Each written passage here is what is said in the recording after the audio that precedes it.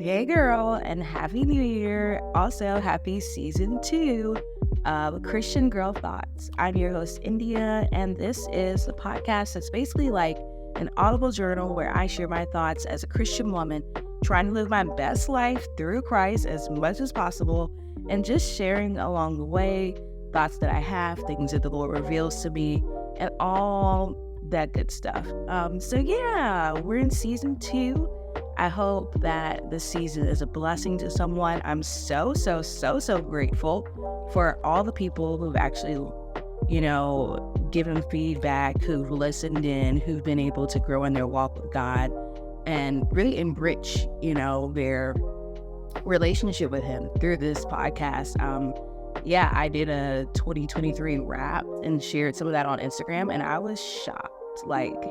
Genuinely shocked. I don't know why though, because if you're doing something unto the Lord, obviously He's gonna bless it. If your motives are right, if it's His will, the that, and the third, and I already said I felt like He wanted me to do this. So clearly it's gonna be more than my people that I know listening and tuning in. But I wasn't expecting it for some reason. I was, but I wasn't. Like just seeing it and seeing the numbers and seeing like all the different places across the world where people listen and things like that is truly incredible. So that's exciting. Shout out to all of y'all. What's up? Hey. And just real cool things that happened in 2023. And I can't wait to see what 2024 brings us over here on Christian Girl Thoughts. So without further ado, let's just get into the first episode of the year. So I've been thinking, what does it really mean to keep God first? So, everybody and their mother loves to have this little saying in their bios, on Instagram, TikTok, Facebook, if you're over there, wherever. Like, people love to tat it on themselves, to, say it all the time, to have it in their bios, to tweet it out, to threads it out if you're over there on threads. Like, people just love to rep, if you will, the slogan. I feel like it's a slogan for a lot of people. Slogan of keep God first. But what does this really mean? Like, how do we truly keep God first? If you know me and if you know my husband, you know that that's his mantra. That's his slogan. That's his thing. And it started actually with his dad always saying, keep God first, and putting up his one in pictures. Like instead of a peace sign, they'll do a one for God first. So my husband loves to say that. And that didn't really spark this, but I just was thinking about it as I was thinking about this. And I was thinking about how like he saying God first and saying keep God first just as a slogan and not even as like going deep into your life and actually living it out, but just saying it over and over is very powerful. Like my Demont, my husband, his dad has always been like God first, God first, God first. Now his father isn't necessarily like going to church every Sunday, isn't like necessarily consistent in his walk with God, but he knows like God first. And that's because his mom taught him that. And I'm assuming because she was always, in church and was very about Jesus's business. And so like, it's just so cool how she instilled that in him. And even if, he still, is on his journey with God and still has things that he's working out, he still knows God first. He still has that instilled in his heart. Then he passed that down to his son, Demont. And now Demont's like putting up the one, God first, God first. And then it's reaching a third generation because Demont's sister has a son who's probably like 3 years old. And it's the cutest thing ever because I'll see pictures of him and he's putting up his one too. So Demont's dad is like teaching him God first, put your ones up, put your ones up.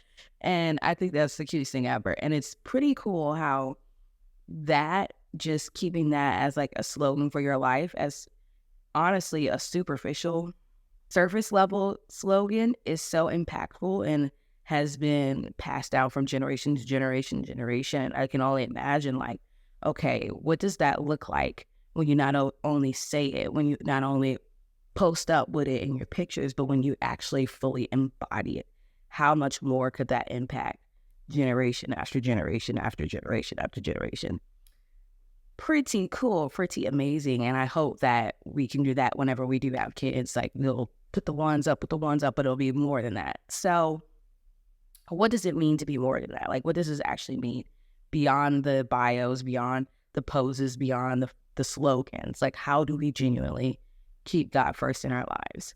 For me personally, I always thought about this. I would say, honestly, in a very kindergarten level way. Like, I always would hear people say, put God first, keep God first. Like, we love to say that in church. And I just always saw that as doing the basics. Like, when you first wake up in the day, making sure you read your Bible, making sure you pray at least, 5 minutes to start your day. I literally took it as putting God first in your day, like giving him your first 5 to 10 minutes of your day to make sure you are like, thank you, Jesus, for another day. Making sure you acknowledge him and acknowledge the fact that he gave you another breath. And then making sure you read at least like a little bit at the start of your day, just to give you a little pep in your step to start it off, on the right foot. But the more I think about that, that's very, very kindergarten. That's very like bare minimum. It's giving bare minimum. And not to say it's not a struggle to do sometimes, not to say it's not difficult in some seasons, but like as a Christian who's supposed to be maturing, who's supposed to be growing in their walk with God, thinking keep God first only means that is really not enough. It's really kindergarten level Christianity. And so when we're thinking as we grow in our walk with God, what else does this mean? I also think about, finances and giving of tithes. This is also a very basic level of keeping God first. Like, we're taught about tithing and giving God our first fruits and our first 10% of our gross annual income, or I guess monthly, because you get, or however you're paid, whatever your pay increment is throughout the month, making sure you give God your first fruits of that.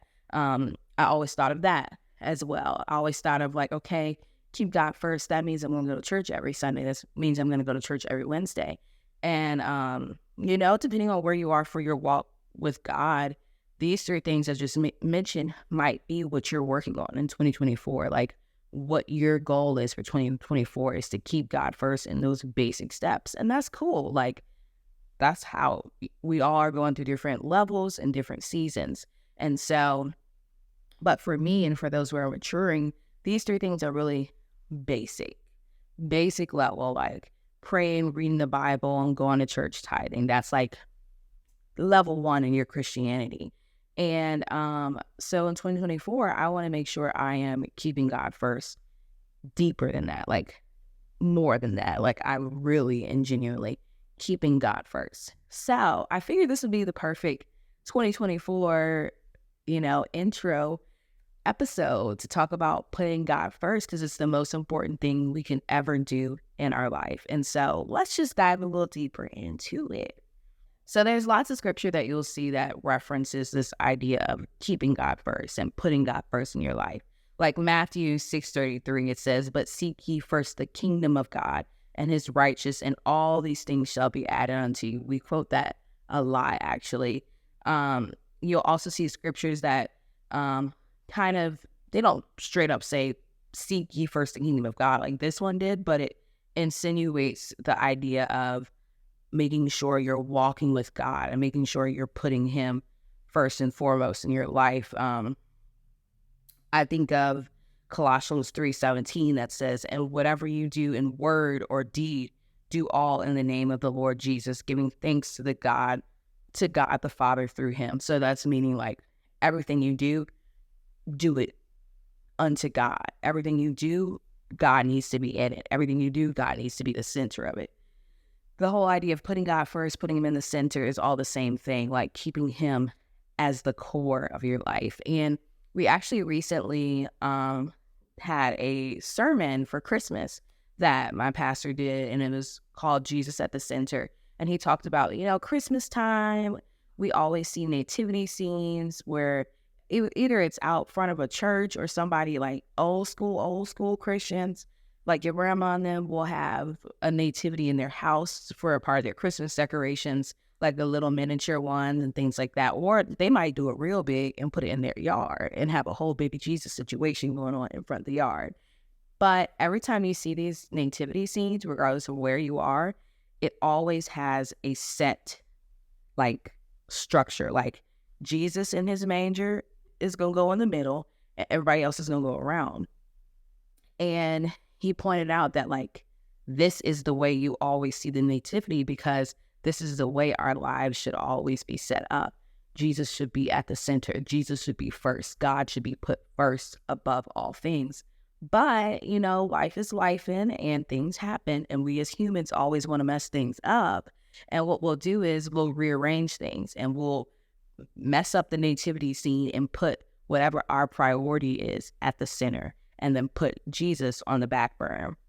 So, for example, if your priority is your job and growing and rising up the corporate ladder and making that money and just getting, you want to make 6 figures, nothing wrong with that. But if 6-figure lifestyle is your priority and is your main goal, and you put that in the center of your life, you may reach that goal. You may get that bag. You may grow and progress and do all the things you want to do, but things are going to be a little out of whack.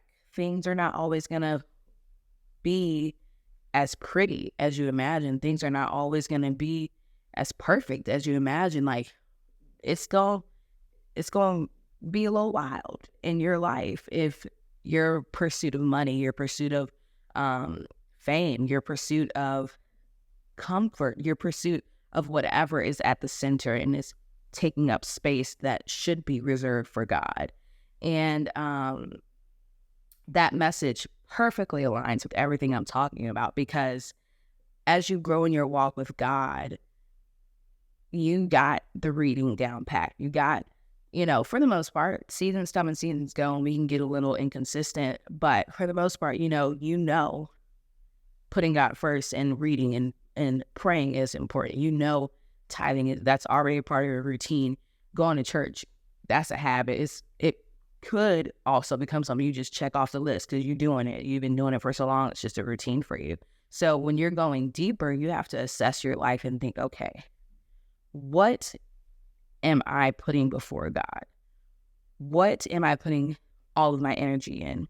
What am I putting all my attention in? What is possibly being an idol in my life? It doesn't also have to just be, the things that we typically think of, like relationships, money, family, fame. It could also be an emotional thing that we're idolizing and that we're putting in front of God, because we know anything we're putting over God is an idol, point blank, period. It's not. We like to think of idolatry as like you're worshiping a whole nother God, like Buddha, or you're actually in your house with the altar. We think of that as idolatry, but idolatry is very common in our everyday life. It's very, it don't have to be that deep. It could be like we are so set on making sure we're comfortable that we prioritize our comfort over God. We're so set on making sure we deal with our mental health and outside of God, like self-care. I did an episode on that. We're so set on these things and we put that over God. So I don't want us to think just in a box when we're thinking about what we're doing to prevent us from keeping God first. It could be like emotional things. Like we're so focused on our own personal healing that we're not focused on our relationship with God, that we're not focused on putting him first. We're so focused on making sure we, are confident, which of course we need to be confident. But we're so focused on self-love and confidence and overcoming low self-esteem that we forget God is the root of that we forget we keep him first so that we can grow in our confidence. We keep him first so that we can become more emotionally stable. We keep him first so that we can become more financially free. Like keeping him first is the key to all the things that we're putting ahead of him, all the goals that we want to reach in 2024, the key to reaching those goals is keeping God first. I think about this world where social media is like a big, big thing, and it takes over my life personally because I'm so involved in it. It's my job. I'm the social media leader at the church. I run the team. It's my side hustle. Me and Demont have our social media page for foodie stuff. Like, social media is in my church life, in my work life, in my home life, and in my personal life. And it's so easy to want to, set these goals for social media. Like, I want to start making this type of content. I want to make a podcast. I want to, get some brand collabs. And we can put the things of like our social media accolades and getting clout on social media above God. And I'm going to take me personally, when it comes to the goals that you're setting for 2024 and the things that you want to accomplish, make sure whatever ministry you work in for your church is at the top of your list. So yes, I'm going to take me an example. I am the social media leader for our church. I lead the social media team, but I also am in charge of 15 other social media accounts. Me personally, my goal for 2024 should be to make sure the church's social media page is the best social media page I'm running, better than what I'm doing for my job, better than what I'm doing for me and Demont's side business, better than what I'm doing for my own personal stuff. Like, the church social media should be my top priority.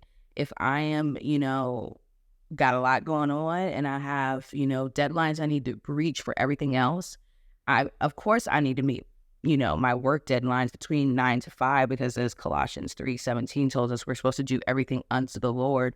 So when I'm doing my stuff at work, I'm giving that my all. I'm doing that unto the Lord, right? I give my 9 to 5 and, I'm good.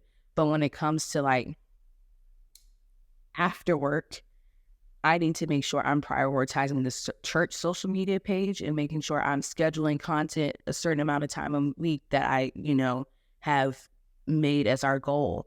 I'm making sure that I'm putting out quality content. I'm making sure that, I'm taking the time to create that content and doing that over my personal things. Like, that means if I only have 2 hours and I'm like, okay, we haven't posted anything this week for church, but I also haven't posted anything for Eat and Play, which is me and Demont's side account.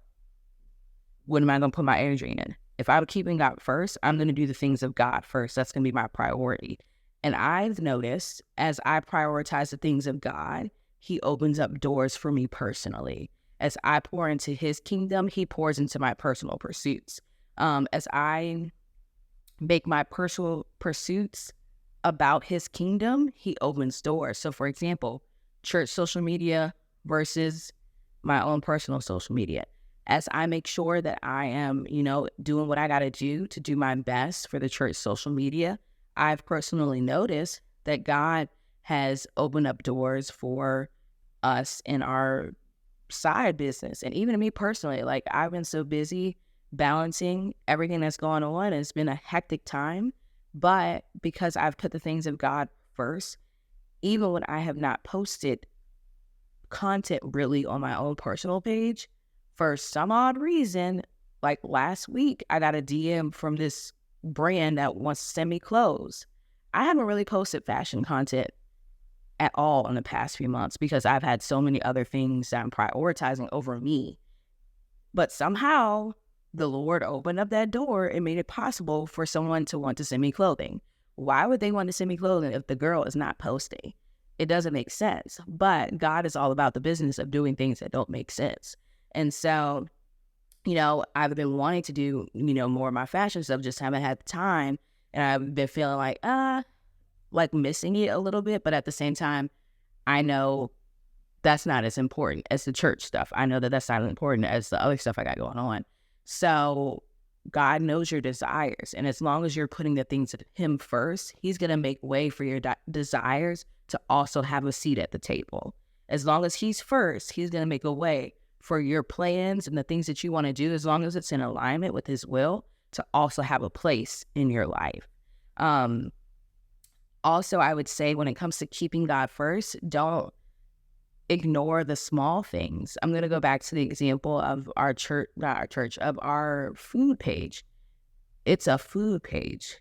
You would think it has nothing to do with God, but everything has something to do with God. There's always a place for him in every area of our life. And when me and Demont first started this page, even though it has nothing to do with God, we wanted to make it have something to do with God, even if it's in a small way. So we've prayed about this page. We've prayed over the followers. We prayed about us, having discernment with accepting collaborations and having the strength to, say no to what we need to say no to that doesn't align with our beliefs, and to say yes with what we need to say yes to.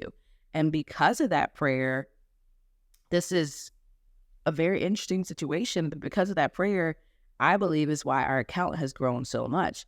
And because of that prayer, there was even a situation where someone who used to support us in the comments, like since day one, even when we first started, when we didn't have 35,000 followers, we didn't pray for them specifically, but we would pray for like the followers that we have. And, that God would open up an opportunity for us to be a light to someone and for them to find him, those who are hungry, those who are seeking. Well, this person who used to always comment on our stuff, I actually haven't seen him in a minute on our page. But anyway, that's beside the point. He showed up at our church one day. And I was like, hold on. That's the dude from Instagram who also does videos who was commenting on our stuff. He was at our church one day. We didn't invite him, but God knows what he's doing. And that person actually knows someone who goes to our church, and they've been knowing each other for a minute. And they didn't necessarily invite them that week, but they've invited them before. And, not saying because we were praying, that's the only reason why they came, but it definitely played a part. That person has probably been praying too. And we know as 2 or 3 gather together, that great things happen in God. And so we took something that had nothing to do with God, put him in the middle of it. And because of it, people have been blessed, not just that person who came to our church one time. I believe he's going to come back again. And I believe, he's going to commit himself to the things of God. But also we've been able to bless businesses and people who, have put their livelihood in their restaurants and may not be getting the exposure and the, business that they should, and might be struggling financially because of it. Since we're offering this free tool, this service, and we're, generously giving our talents and our time to make videos for them, we're being a blessing to them, and we're shining the light of God to them and allowing, those in need to potentially have a full turnaround in their business. So, that's something that has nothing to do with God, but we're putting God in the middle of it, and we're seeing the blessings that are coming from it. Not just us being blessed, but other people being blessed because of it. So don't be like, oh, why would I pray about that? Because it has nothing to do with God. We should pray about everything. We should pray for God's will to be done in everything. And, in this life, we're always wondering, God, what is your will? We're always stressing, at least me, stressing about, God, what is your will? God, what is your will? What is my purpose? And the more we put God first, if he's first in our life, we don't have to worry about those things. Putting God first is the key to making sure we walk in purpose. Putting God first is the key to making sure his will, his perfect and good will comes to pass, because nothing can go wrong when he's at the center of your life, when he's running the show. That doesn't mean, trials and tribulations won't come, but they will. But if you have him first, he's going to help you endure through that. And there's going to be greater to reap and to experience when you come over that mountain. It's so easy to, set all these goals for 2024 and not think about God being a part of them.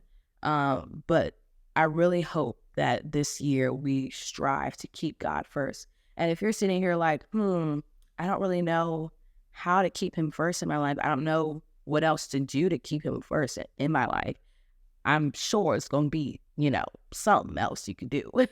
It's always more we can do. And so pray about it. Pray, God, how can I keep you first? And best believe he's going to show you. Best believe he's going to reveal it to you. it's just all about him seeing that you have that desire and him seeing that you have that urge to make sure that you're putting him first, to make sure that you're not living in idolatry, to make sure that you're not living selfishly and not living for yourself.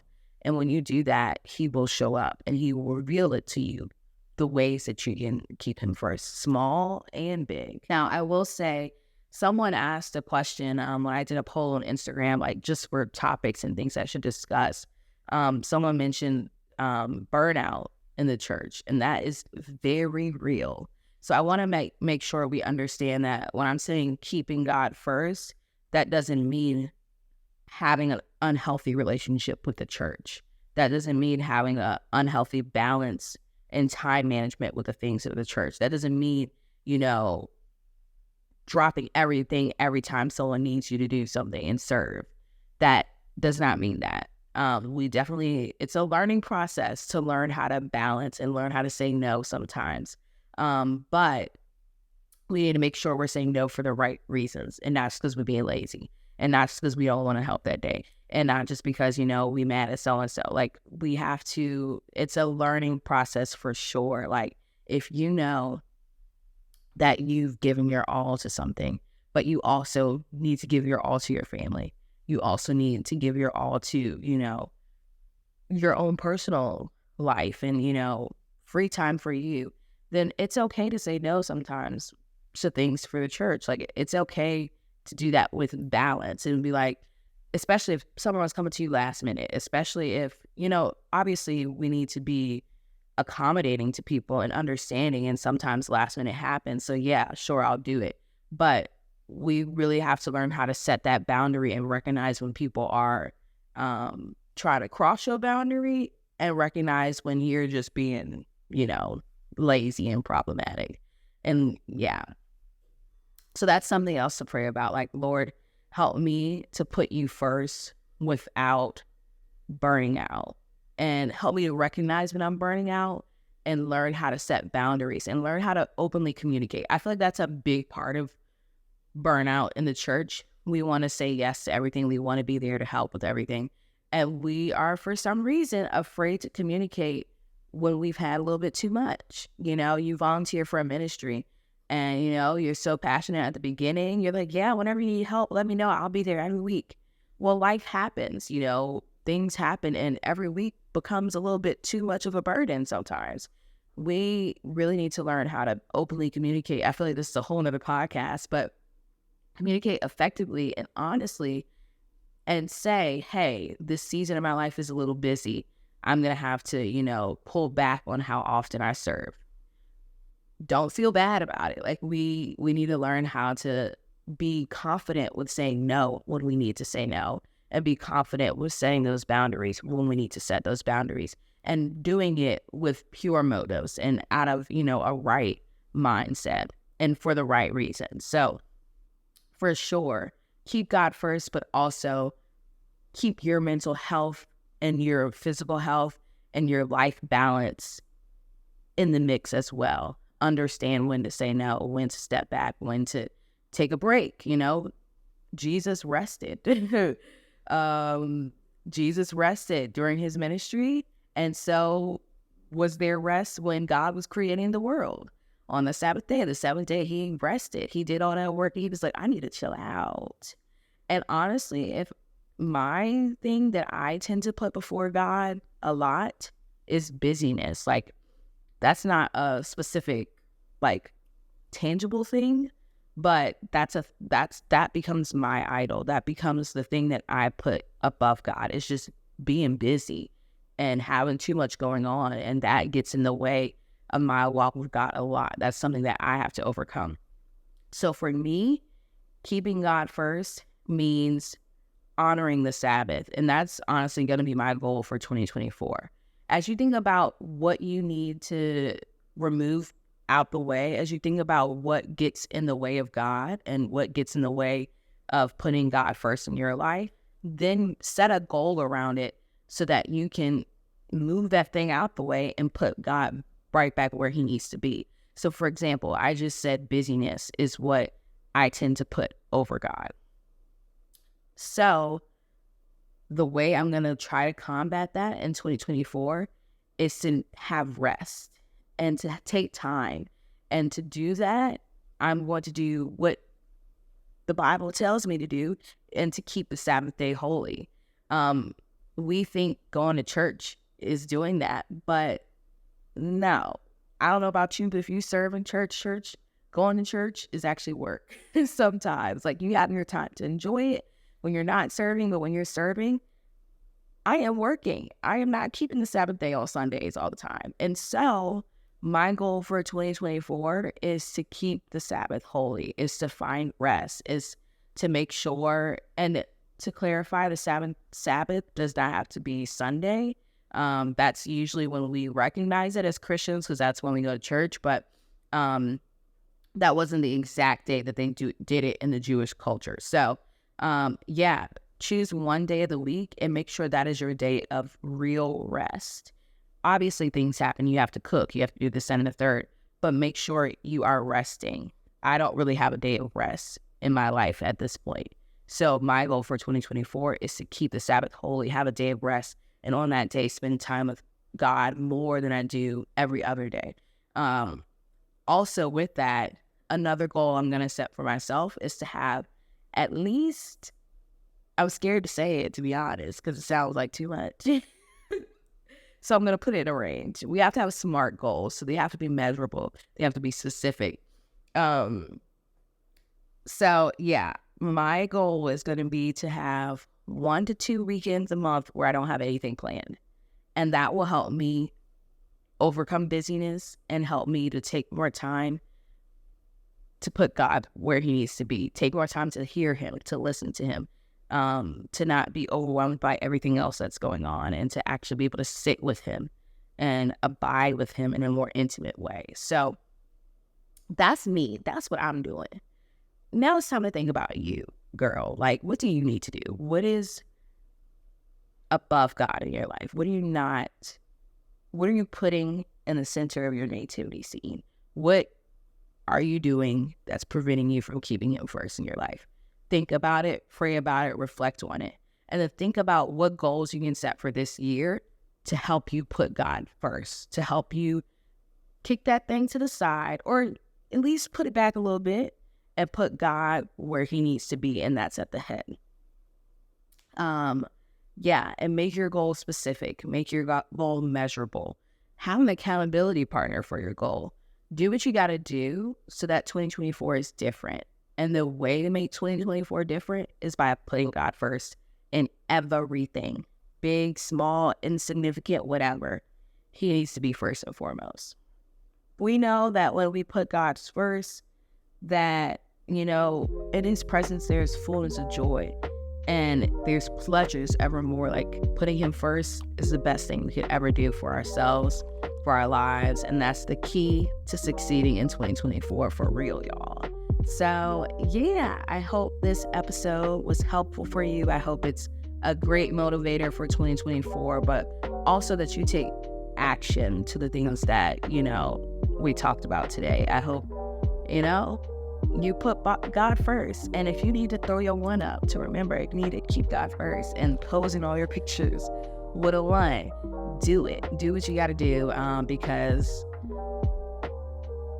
the only way to live this life truly fulfilling and live our best life is by putting God first. So yeah, make it more than your bio description. Make it more than your motto, your slogan. Make it through and through what you do. So until next time, guys, be blessed.